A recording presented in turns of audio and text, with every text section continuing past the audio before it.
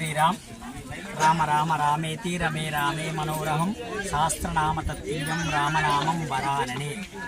ఇది ఇబ్రాహీంపట్నం మండలం అమ్మక్కపేట గ్రామంలో సీతారామస్వామి దేవస్థానము. ఇట్టి దేవస్థానము కృతయుగము నుండి ఉన్నటువంటి దేవస్థానము. ఇక్కడ ఎవరైతే మొక్కులు చెల్లించుకుంటారో కోరిన కోరికలు తీర్చేటువంటి రామస్వామి. కావున ప్రతి మార్గశిర మాసములో పౌర్ణమికి ఇక్కడ జాతర కలదు. అట్టి జాతర కొన్ని యుగాల నుండి ఉన్నది. కావున అట్టి జాతర యథావిధంగా నడిపిస్తున్నారు దేవాదాయ కమిటీ సభ్యులు, ఈ గ్రామం కమిటీ సభ్యులు, కుల సంఘ పెద్ద మనుషులు మరియు గ్రామస్తులు, గ్రామ ప్రజలు అందరూ. ఇట్టి కార్యక్రమాన్ని దిగ్విజయంగా 3 రోజుల కార్యక్రమం జరుగునండి. ఒకరోజు పౌర్ణమికి 2 రోజుల ముందు గుట్టపైకి వెక్తారు. శుద్ధి పుణ్యావాచనం, మండపారాధన జరుగుతుంది. ఒకరోజు నిన్న కళ్యాణ కార్యక్రమం, తర్వాత పౌర్ణమి నాడు జాతర కలదు. నాగవెల్లితో ఆ జాతర పూర్ణావితో ముగింపు ఉంటుందండి. ఈ యొక్క కార్యక్రమానికి అధిక సంఖ్యలో చుట్టుపక్కల ప్రజలు చాలా మంది వస్తారు. ఈ 3 జిల్లాల నుండి కూడా భక్తులు అధిక సంఖ్యలో వస్తారండి. కానీ మా దగ్గర డెవలపింగ్ లేదండి.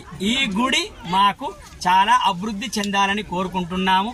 ఇట్టి అందరి దగ్గరికి, చాలా మంది దగ్గరికి వెళ్ళాము, పేపర్ ఇచ్చాము, వాళ్లకు విన్నపించుకున్నాము.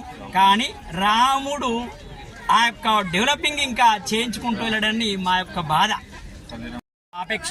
ఎందుకంటే కింద కానీ పైన కానీ కళ్యాణ మండపం ఉంటే చాలా బాగుంటుంది. ఆ కళ్యాణానికి, ఈ జాతర కంటే నిన్ననే కళ్యాణానికి చాలా అధిక సంఖ్యలో భక్తులు వచ్చారు. వారి కూర్చోవడానికి మండపం చిన్నగా ఉన్నది.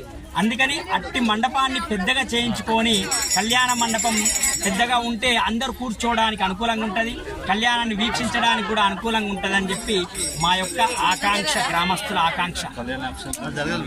ఆ యొక్క తెల్లవారి మరనాడు ఆ యొక్క నాగవెల్లి అనంతరము ఆ యొక్క అక్షంతలు అందరికీ ఇచ్చేస్తే, వారి పిల్లలకు పెళ్లి కాని వారికి అక్షంతలు వేస్తే పెళ్లి అవుతుంది, సంతానం కాని వారికి ఆ అక్షంతలు ఇచ్చేస్తే సంతానం కలుగుతుంది, గృహం లేని వారికి ఆ యొక్క ఆశీర్వచనాన్ని చేసుకుంటే గృహం కలుగుతుంది.